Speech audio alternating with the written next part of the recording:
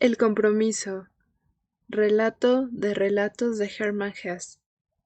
En la Hirchengasse hay un modesto comercio como el de su vecindad. No ha sido rozado siquiera por los cambios de los nuevos tiempos y goza de bastante favor. A cada cliente, aunque acude regularmente desde hace 20 años, se le dice cuando se marcha las palabras tradicionales: «Vuelva usted a honrarnos con su visita».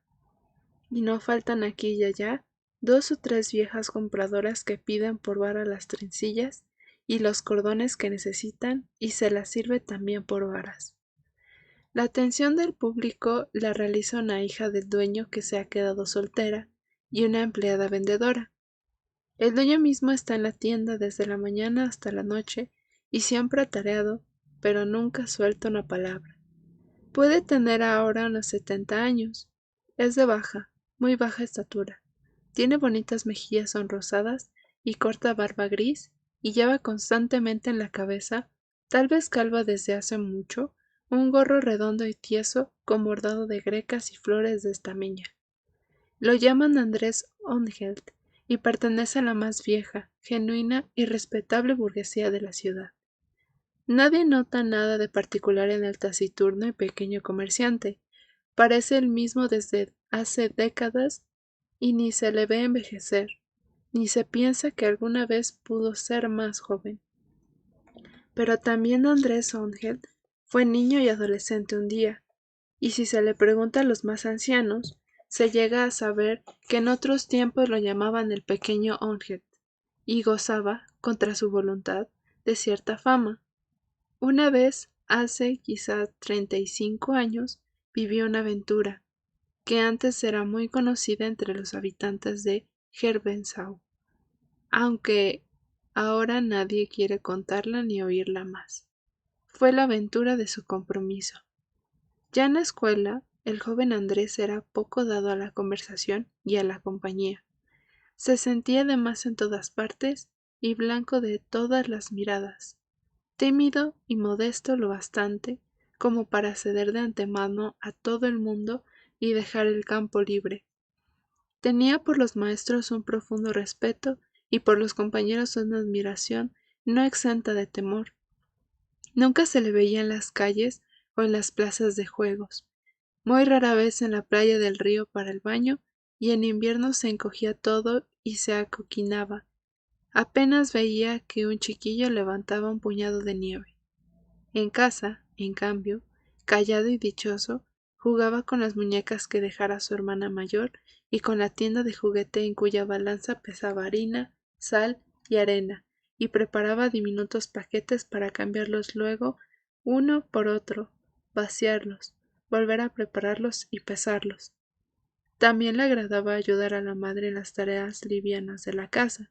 Efectuaba compras para ella y buscaba en el jardincillo los caracoles entre las lechugas. Sus condiscípulos lo atormentaban y se burlaban de él a menudo, ciertamente, pero como nunca se enojaba y no tomaba nada a mal, a pesar de todo pasaba generalmente una existencia fácil y bastante satisfecha. Lo que no encontraba en sus iguales en amistad y sentimiento, y por lo mismo no retribuía, lo dedicaba a sus muñecas. Había nacido tarde y perdido al padre en muy temprana edad. La madre lo hubiera deseado muy distinto, pero lo toleraba y tenía por su dócil adhesión un afecto casi compasivo. Pero este estado tolerable de cosas duró solamente hasta que el pequeño Andrés salió de la escuela, y tras el aprendizaje que hizo en el comercio de Dirlam, en el mercado de la ciudad alta. Por esa época, desde los 17 años tal vez, su alma, necesitada de ternura, comenzó a recorrer otros caminos. El jovencito, pequeño y tímido siempre, empezó a mirar a las muchachas con ojos cada vez más dilatados, y levantó en su corazón un altar al amor de la mujer, cuya llama se elevó cada vez más alta cuanto más hondas y tristes se desarrollaban sus pasiones de amor. Había abundantes ocasiones para conocer y mirar a muchachas de todas las edades, porque el joven Ongel, después de concluido el periodo de aprendizaje, había entrado en el comercio de lencería de su tía, comercio del cual más tarde sería a cargo. Allí acudían niñas, muchachas de la escuela, jóvenes señoritas y viejas solteronas, sirvientas y amas que diariamente revolvían trencillas y telas, elegían adornos y modelos de puntillas, alababan y censuraban, regateaban y querían ser aconsejadas, pero sin hacer caso al consejo, compraban y volvían a cambiar lo comprado. El jovencito asistía a todo esto gentil y reservado. Abría cajones, subía y bajaba por la escalerilla, presentaba y empacaba, anotaba pedidos e informaba sobre precios y cada 8 días se enamoraba de otra de sus clientas. Enrojecía alabando trencillas y lanas, saldaba cuentas temblando, mantenía abierta la puerta de la tienda con el corazón saltándole en el pecho y pronunciaba la frase «Vuelva a honrarnos», cuando una hermosa joven salía del comercio, para resultar realmente agradable y simpático a sus bellas. Andrés se acostumbró a emplear maneras finas y cuidadas. Se peinaba muy cuidadosamente todas las mañanas los cabellos del rubio claro, conservaba muy limpios sus trajes y su ropa interior, y acarició con impaciencia la paulatina aparición de los bigotillos. Aprendió a recibir a sus clientes con elegantes reverencias, aprendió a apoyarse con el dorso de la mano izquierda en el mostrador al ofrecer los objetos y a sostenerse solamente en una pierna, y llegó a la maestría en el sonreír, que dominó pronto desde la discreta sonrisilla hasta la llamarada íntimamente dichosa. Además, estaba siempre a la caza de nuevas frases bonitas que generalmente consistían en palabras ceremoniosas, de las que aprendía y además inventaba continuamente otras nuevas y más preciosas. Como había sido torpe y tímido por naturaleza en el hablar y, ya antes, sólo rara vez había pronunciado una oración completa con sujeto y predicado, encontró ahora una ayuda en este raro tesoro de palabras y se acostumbró a simular para sí mismo y a los demás una suerte de patrimonio idiomático, aun renunciando al sentido y a la posibilidad de comprensión. Si alguien decía «pero hoy hace un día magnífico», el pequeño Ongelt contestaba «ciertamente, sí», pues, con perdón sin duda. Si una clienta deseaba saber si una tela era fuerte, replicaba «por favor, sí, no cabe duda, es decir, seguramente». Y si alguien preguntaba cómo se sentía, contestaba «muy, pero muy agradecido, seguramente bien, muy agradado». En situaciones especiales, importantes y solemnes, no se detenía para soltar expresiones como «no obstante todo, pero de todas maneras, de ningún modo, al contrario». Y en estos casos todos sus miembros, desde la cabeza inclinada hasta la punta del pie bailotante, eran atención, cortesía y expresión total. Y lo más expresivo era su cuello relativamente largo, que magro y tendinoso contaba con la nuez asombrosamente grande y movediza. Cuando el pequeño y flaco dependiente daba una de sus contestaciones en forma de staccato, se tenía la impresión de que por un tercio era todo garganta. La naturaleza no distribuye sus dones sin sentido, y si el notable cuello de Ongelt no guardaba proporción con su capacidad oratoria, estaba mucho más justificado como propiedad y atributo de un apasionado cantor. Andrés gustaba en sumo grado del canto, tal vez ni el cumplido más perfecto, ni el más refinado ademán comercial, ni en el más emotivo, de cualquier manera, y, cómo no, sentía en lo más hondo del alma tanto bienestar lánguido como en el canto. Este talento había quedado ignorado en la época escolar, pero llegó, al asentársele definitivamente la voz, a un desarrollo cada vez más hermoso, aunque solamente en secreto. porque hubiera chocado con el embarazo angustiosamente tembloroso de Ongel, el que se complaciera de su oculto gozo y de su arte secreto en otro lugar que en el más seguro escondrijo. Por la noche, cuando entre la cena y el momento de acostarse se quedaba una horita en su cuarto, cantaba en la oscuridad sus canciones y saboreaba líricas atracciones. Su voz era la de un tenor bastante agudo, y trataba de sustituir con temperamento lo que le faltaba en educación musical. Sus ojos nadaban en húmedo resplandor, su cabeza de hermoso cráneo se inclinaba sobre la nuca, y la nuez subía y bajaba en el tono. Su canción preferida era Cuando las golondrinas vuelven al hogar, en la estrofa, despedirse, ay, despedirse duele. Sostenía las modulaciones mucho tiempo y en trémulo y, a veces, se le llenaban los ojos de lágrimas. Adelantó en su carrera comercial con paso rápido.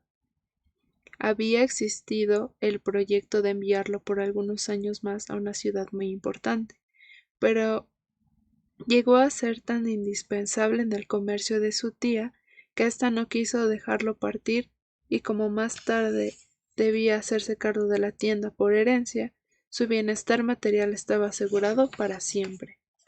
Otra cosa ocurría con el anhelo de su corazón.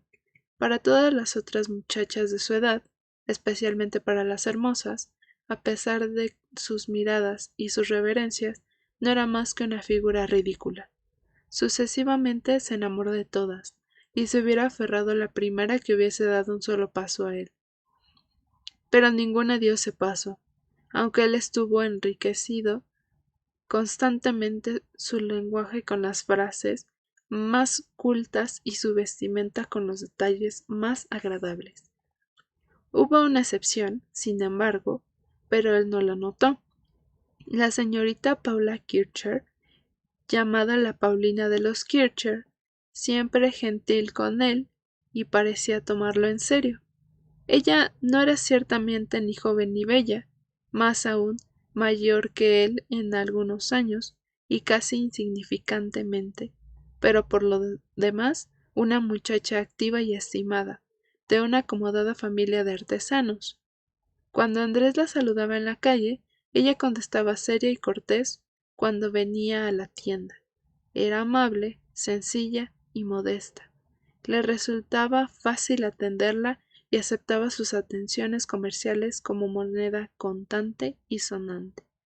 Por eso él no la veía con malos ojos y le tenía confianza, pero en lo demás era completamente indiferente y pertenecía al pequeño número de las solteras para las cuales, fuera del comercio, no tenía un solo pensamiento. Ahora concentraba sus esperanzas en unos zapatos nuevos, muy finos, ora en una linda corbata, sin contar el bigote que poco a poco estaba brotando y que él cuidaba como las niñas de sus ojos. Finalmente, compró también a un vendedor ambulante un anillo de oro con un gran ópalo.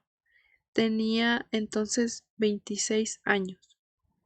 Mas cuando llegó a los 30 y seguía navegando hacia el puerto del matrimonio y a distancias nostálgicas, la madre y la tía creyeron conveniente invertir con incitaciones. La tía, ya muy avanzada en años, dio el primer paso diciéndole que quería cederle el comercio en vida, pero solamente el día de su casamiento con una irreprochable hija del lugar. Esta fue también para la madre la señal del ataque. Después de muchas reflexiones, llegó a la conclusión de que su hijo debía entrar en un club para estar más en sociedad y aprender el trato con las damas. Y como ella conocía perfectamente su pasión por el arte del canto, pensó atraparle con este anzuelo y le encareció que se presentara como socio de Leerkens, Orfeón. A pesar de su esquivez por la sociabilidad, Andrés estaba de acuerdo en lo principal, pero en lugar del Orfeón propuso la Asociación Coral Eclesiástica, porque le gustaba más la música religiosa. Pero la verdadera razón residía en que Margarita era la hija del primer patrono con quien aprendiera el arte de vender, una muchachita muy bonita y alegre, de poco más de 20 años. De ella se había enamorado últimamente Andrés, porque desde algún tiempo ya no había para él ninguna soltera de su edad, por lo menos ninguna que fuera hermosa. La madre no supo cómo poner reparos a la asociación coral eclesiástica. Ciertamente, esta sociedad no ofrecía ni la mitad de las veladas y fiestas sociales que brindaba el Orfeón, pero en cambio la cuota social era mucho más barata y había allí también hijas de buena familia, con las que Andrés se encontraría durante los ensayos y las audiciones. Sin perder el tiempo, pues, fue a ver con su hijo al presidente, un viejo maestro que le recibió amablemente.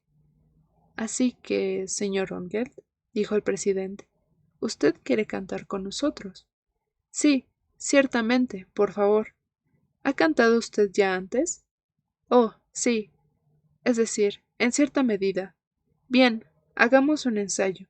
Cántenos una canción que conozca de memoria.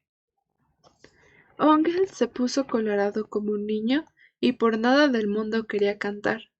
Pero el maestro insistió y al final se irritó de modo que después de todo el joven vencía su miedo y, con los ojos resignados fijos en su madre, allí tranquilamente sentada, entonó su canto preferido. La canción lo arrastró consigo y Ongelt logró cantar la primera estrofa sin tropiezos. El presidente hizo seña de que era bastante. Se había vuelto otra vez muy gentil y dijo que eso había sido cantado ciertamente muy bien y que se veía que lo hacía con amor. Pero tal vez tenía más disposición para la música mundana. ¿Por qué no intentaba entrar en el Orfeón?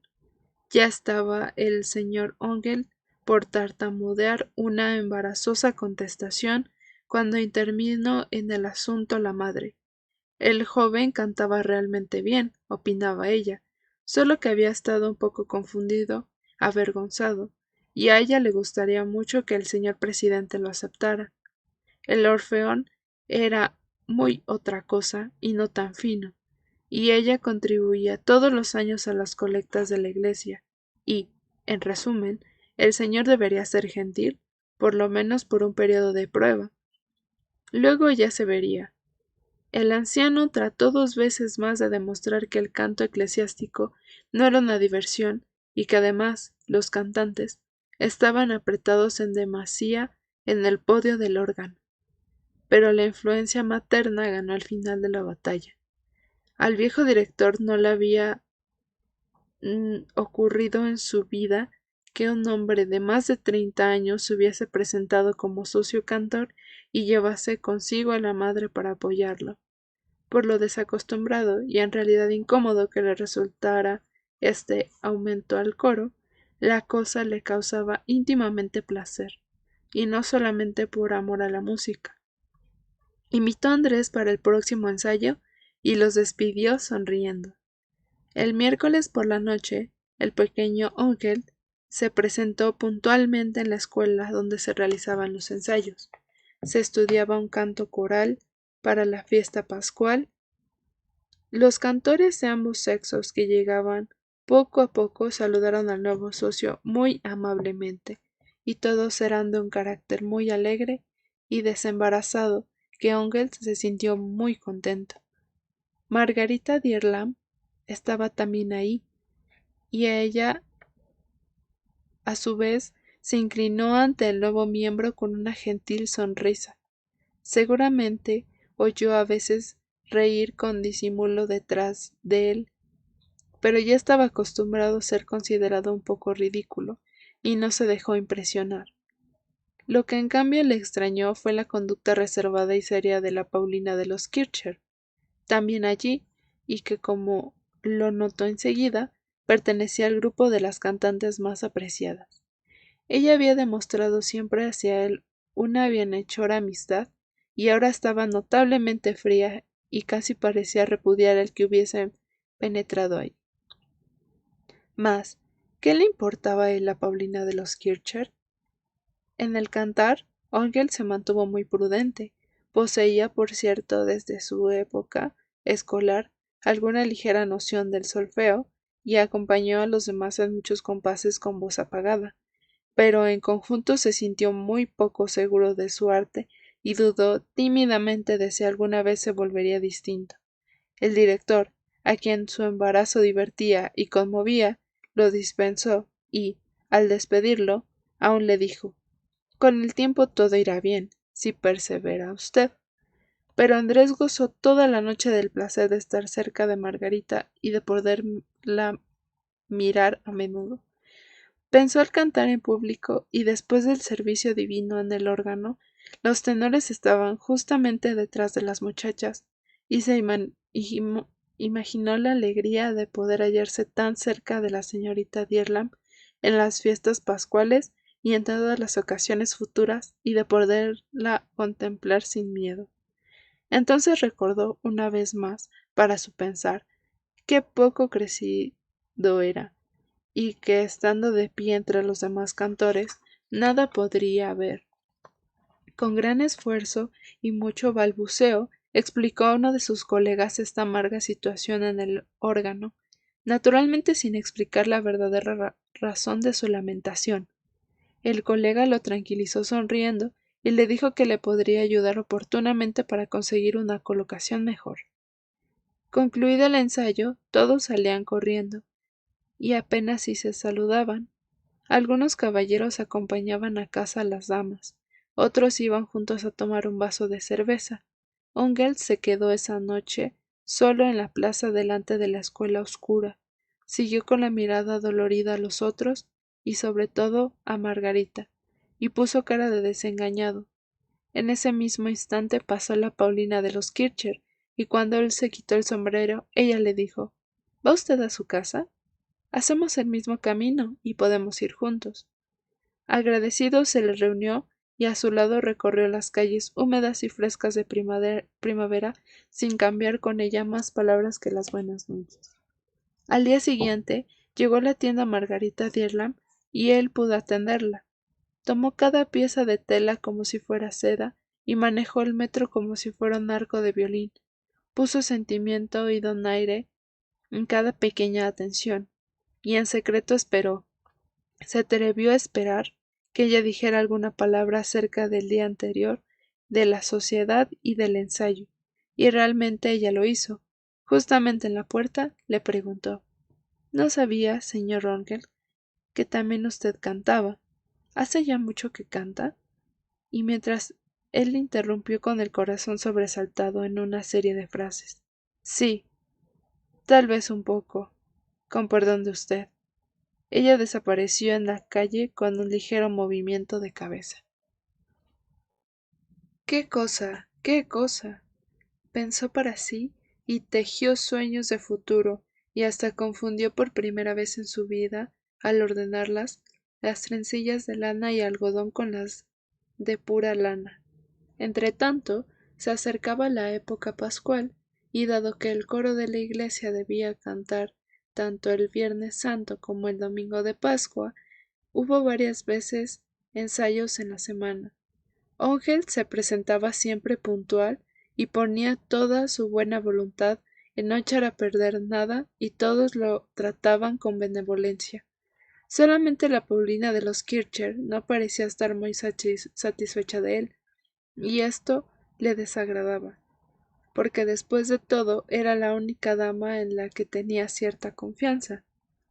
Se conformó también regularmente con acompañarla durante el regreso a casa, porque aunque hubiera sido su íntimo deseo ofrecer a Margarita su compañía, nunca encontró el valor para hacerlo. Por eso se iba con la Paulina de los Kircher. La primera vez no se había hablado una palabra durante el trayecto. Ahora la señorita Kircher le salió al paso y le preguntó por qué era tan parco en hablar y si le tenía miedo a ella. No, tartamudeó asustado. Eso no. Más bien, no ciertamente. Por el contrario. Ella se rió ligeramente y volvió a preguntar: ¿Y cómo le va con el canto? ¿Le gusta? Ciertamente que sí. Mucho. Sí. Ella meneó la cabeza y dijo en voz más baja: Pero no se puede hablar realmente con usted, señor Ángel. Usted se atemoriza todo en cada contestación. Ángel se vio desamparado y tartamudeó. Pero yo lo quiero bien a usted, continuó ella. ¿No lo cree usted? Ángel hizo señales de que sí con la cabeza violentamente. Sí, cómo no, ya lo creo, aunque seguramente. Sí, aunque seguramente. Dígame usted, por la noche, con su señora madre y su tía, ¿habla usted alemán o no? Entonces hágalo también conmigo y con los demás. Así podríamos sostener una conversación razonable.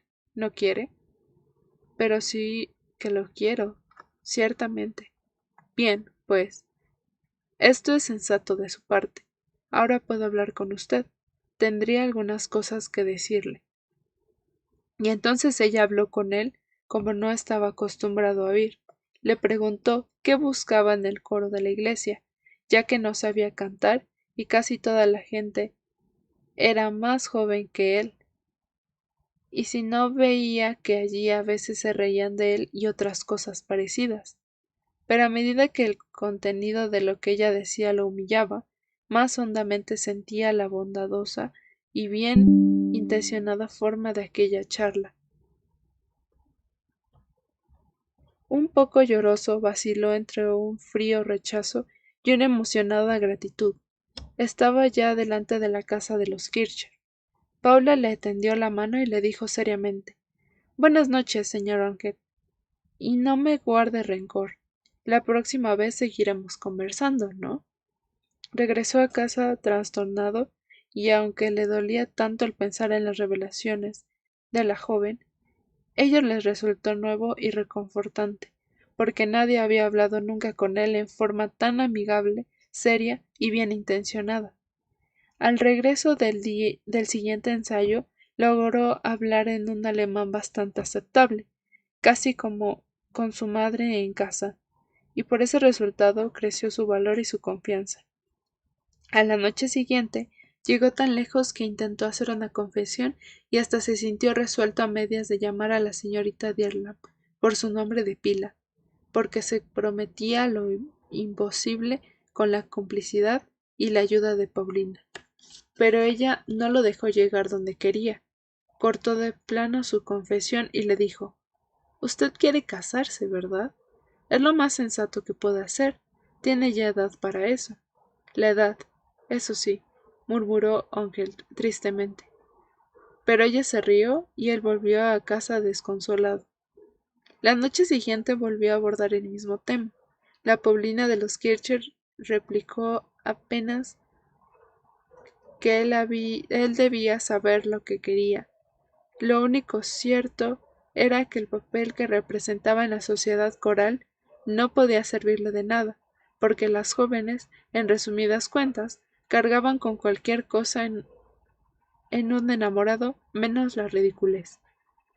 Las torturas espirituales en las que lo hundieron esas palabras se dieron paso finalmente a la excitación y a los preparativos para el Viernes Santo, día en que Orgel por primera vez debería mostrarse en el coro sobre el podio del órgano. Esa mañana se vistió con particular cuidado y llegó a la iglesia muy temprano, con el cilindro lustroso. Después que le asignaron su lugar, se volvió una vez más al colega que le había prometido ayudarle en la colocación. Realmente este pareció no haber olvidado la cosa. Hizo señas al organista, y éste, sonriendo, trajo un cajoncito que colocó en el lugar de Ángel, quien subió en él, de manera que para ver y ser visto disfrutó de las mismas ventajas que los tenores de mayor estatura.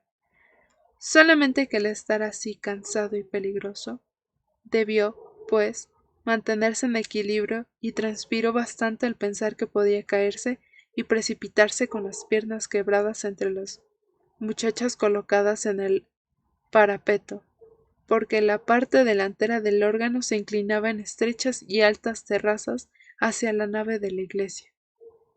Pero en cambio tuvo el placer de poder contemplar a la bella Margarita Dierlam en opresiva vecindad. Cuando el canto y el servicio divino concluyeron, se sintió agotado y aliviado. Respiró hondo cuando se abrieron las puertas y comenzaron a tañer las campanas. Días después, la Paulina de los Kircher le enrostró que su colocación artificialmente conquistada resultaba muy inconveniente por su orgullo y lo tornaba más ridículo. Él prometió no avergonzarse más en adelante de su poca talla, pero quería utilizar al día siguiente, domingo de Pascua, por última vez el cajoncito, para no desairar al caballero que se había conseguido. Ella no se atrevió a decirle, sino que veía que aquel había traído el adminículo solamente para burlarse de él. Meneando la cabeza, dejó las cosas como estaban y se sintió tan enojada con su tontería como conmovida por su inocencia. El domingo de Pascua, la situación del coro de la iglesia fue más solemne que en la oportunidad anterior. Se cantó una música difícil y Ángel se balanceó valientemente sobre su armatoste.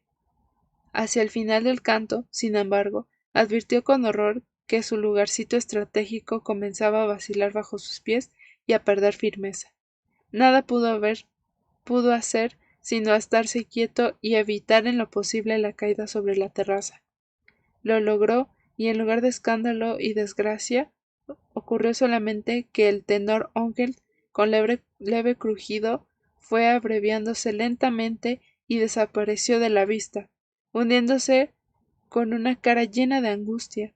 El director, la nave de la iglesia, los coristas y la bella nuca de la rubia Margarita se perdieron uno tras otro para la mirada de Ángel, pero llegó sano y salvo al suelo, y en la iglesia, con excepción de los colegas sonrientes, solo una parte de los jóvenes escolares masculinos sentados cerca notaron el percance. Por encima del sitio de su humillación pasó jubiloso y alegre el artístico coro pascual.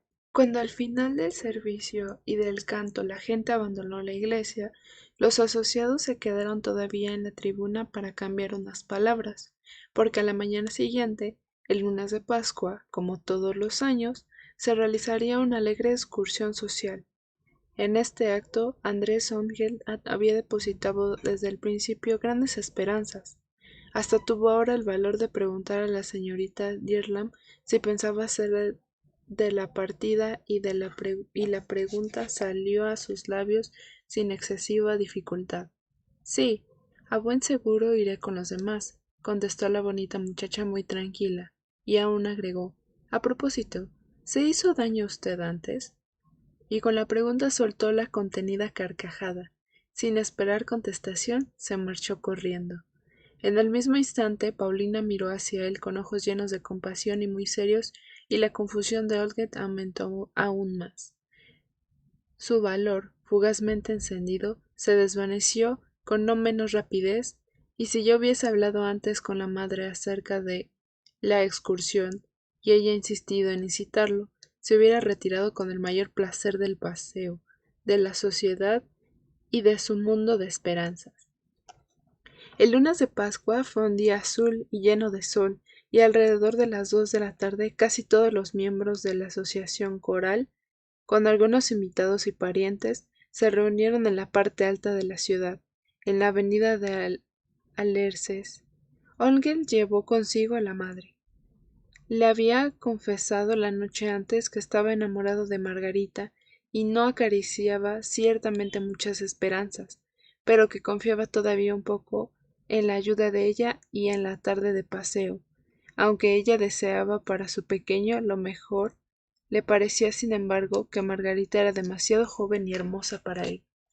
Partieron sin cantar, porque el camino boscoso era bastante empinado y había que trepar esforzadamente montaña arriba, pero la señora Onget encontró el recogimiento y el aliento necesarios para grabar seriamente en la mente del hijo las últimas reglas de conducta para las horas siguientes, y comenzar después un desembarazado diálogo con la señora Dearlam. La madre de Margarita, mientras se cuidaba de ahorrar el aliento en la subida para las respuestas más necesarias, pudo oír en serie de cosas agradables e interesantes. La señora Ongelt comenzó por el tiempo magnífico. Pasó de eso a la apreciación de la música de iglesia, a una loa de la robusta apariencia de la señora Dearlam y a la admiración del traje primaveral de Margarita. Se demoró hablando de asuntos de tocado y, finalmente, explicó el progreso sorprendente que en los últimos años había realizado la tienda de lencería de su cuñada.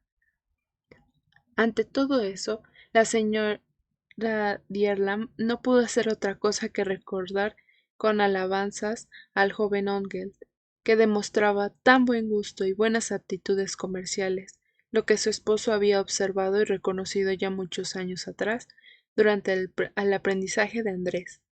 A este cumplido halagador, la madre de éste, encantada, contestó con un ligero suspiro. Ciertamente, Andrés era activo y hábil, y llegaría mucho más lejos. El magnífico comercio también le pertenecía casi virtualmente, pero era una lástima su reserva con las mujeres. No le faltaban ni el deseo ni las cualidades más apetecibles para el matrimonio, pero sí la fianza y la iniciativa. La señora Dearlam trató de consolar a la preocupada madre y aunque al hacerlo estaba muy lejos de pensar en su hija, le aseguró que una unión con Andrés solo podía ser más aceptable para cualquier muchacha soltera de la ciudad. La señora Ongelt sorbió estas palabras como miel.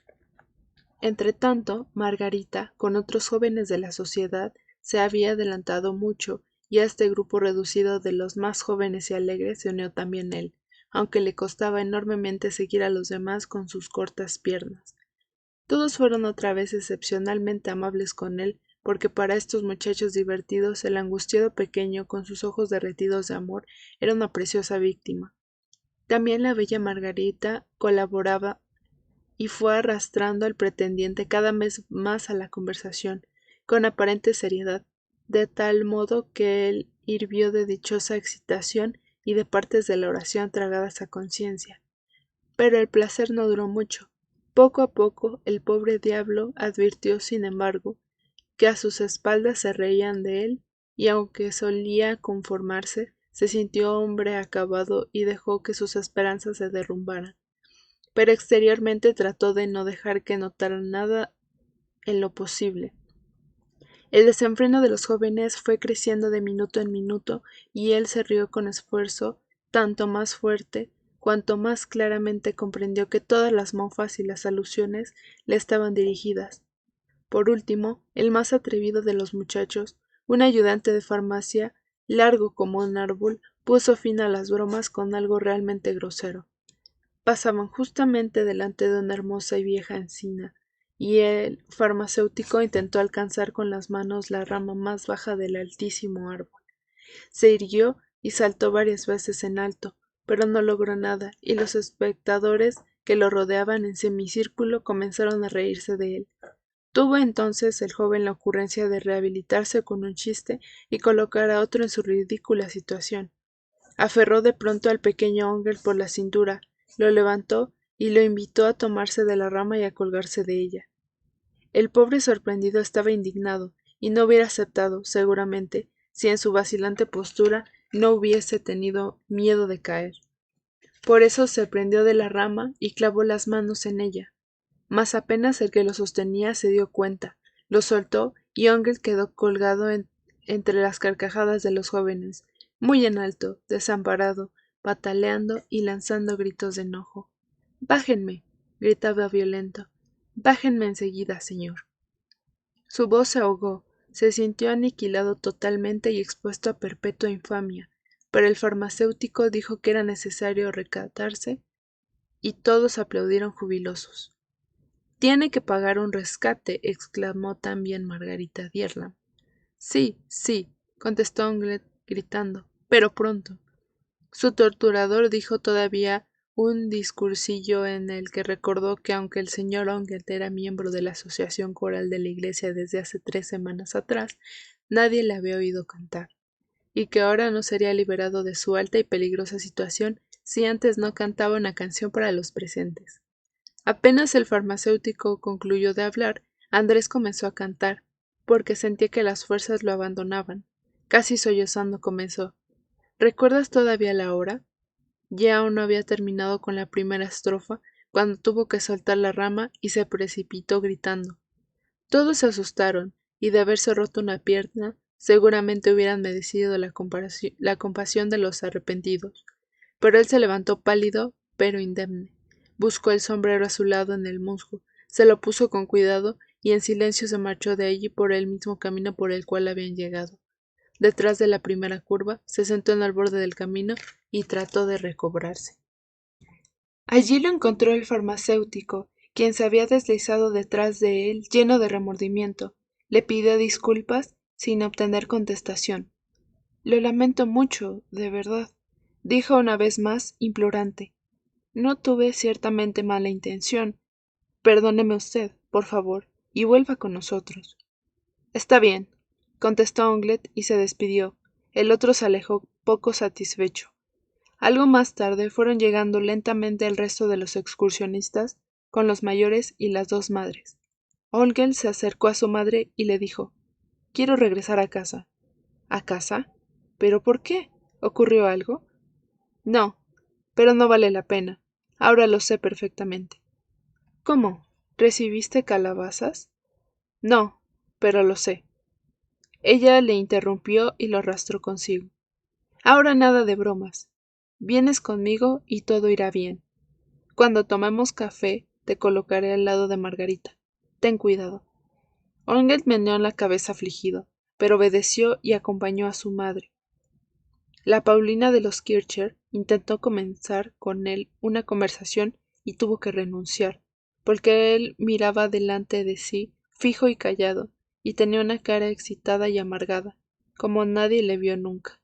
Después de media hora, la comitiva llegó a la meta del paseo, una pequeña aldea del bosque, cuya hostería era conocida por su buen café y en cuya proximidad yacían las ruinas de un castillo de caballeros salteadores.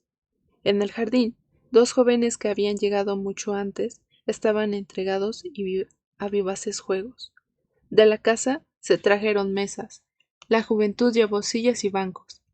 Se tendió un mantel limpio y se dispusieron las tazas, las cafeteras, los platos, la pastelería. La señora Ongelt logró exactamente colocar a su hijo al lado de Margarita, pero él no advirtió su ventaja, sino que se sumergió desconsoladamente en la sensación de su desdicha. Revolvió sin saberlo con la cucharita el café que se enfriaba y siguió callado obstinadamente, a pesar de todas las miradas que le lanzaba la madre. Después de la segunda taza, los cabecillas de la juventud volvieron a dar un paseo hasta las ruinas del castillo y jugar ahí. El grupo se levantó con las muchachas rumorosamente.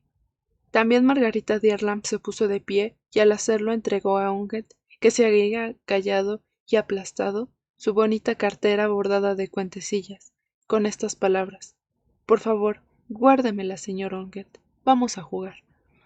Andrés hizo señas de que sí con la cabeza y tomó la cartera. La cruel evidencia con la que la tomó pensando que se quedaría con los ancianos y no participaría del juego, no le sorprendió ya. Solo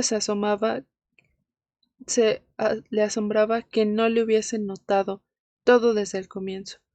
La sospechosa amabilidad en los ensayos, la historia del cajoncito y lo demás. Cuando los jóvenes se hubieron marchado y los restantes siguieron tomando café y conversando, Ongelt desapareció sin ser notado, y, por detrás del jardín, se fue al bosque a través del campo. La hermosa cartera que llevaba en la mano resplandecía alegremente en la luz del sol. Se detuvo delante de un tronco recién cortado. Sacó el pañuelo, lo extendió sobre la madera húmeda y clara todavía y se sentó. Luego apoyó la cabeza entre las manos y revolvió turbios pensamientos. Cuando su mirada volvió a caer sobre la cartera multicolor, y al mismo tiempo un soplo de viento les trajo los gritos y las voces alegres de sus colegas, inclinó más profundamente la cabeza pesada y comenzó a llorar silenciosamente como un niño. Estuvo seguramente así una hora. Sus ojos estaban otra vez secos y su excitación se había desvanecido, pero lo triste de su condición y lo desesperado de sus aspiraciones se le tornaron más evidentes que nunca. Oyó acercarse un paso ligero, crujir un vestido, y antes que pudiera saltar de su asiento, estaba ya Paula Kircher delante de él. ¿Solito?, preguntó bromeando, y como él no contestara y ella lo mirara más atentamente, la muchacha se volvió seria de repente y con femenina bondad le preguntó: ¿Qué le pasa? ¿Le ocurrió alguna desgracia? No, contestó Onglet, en voz baja y sin buscar las palabras. No, solo comprobé que estoy de más entre la gente y que he sido su hazmerreír. Oh, no será cosa grave. No, no, justamente es así. Su hazmerreír he sido, y sobre todo para las muchachas, porque fui bueno y no pensé mal de nadie. Se rieron mucho. No hubiera debido entrar en la sociedad. Puede retirarse de ella y todo está arreglado. Sí, puedo retirarme, y lo haré sin esperar a mañana. Pero con eso estoy muy lejos de haber arreglado nada. Pero, ¿por qué? Porque he sido motivo de burla para ellas, y porque sin más ninguna ya, casi lo hago un sollozo. Amable, ella preguntó. ¿Y por qué ahora ninguna ya? Con voz temblorosa él continuó. Porque ahora ninguna muchacha me aprecia más ni me toma en serio. Señor Ongelt, replicó Paulina lentamente, ¿no es usted injusto ahora? ¿O piensa usted que yo no lo aprecio y no lo tomo en serio?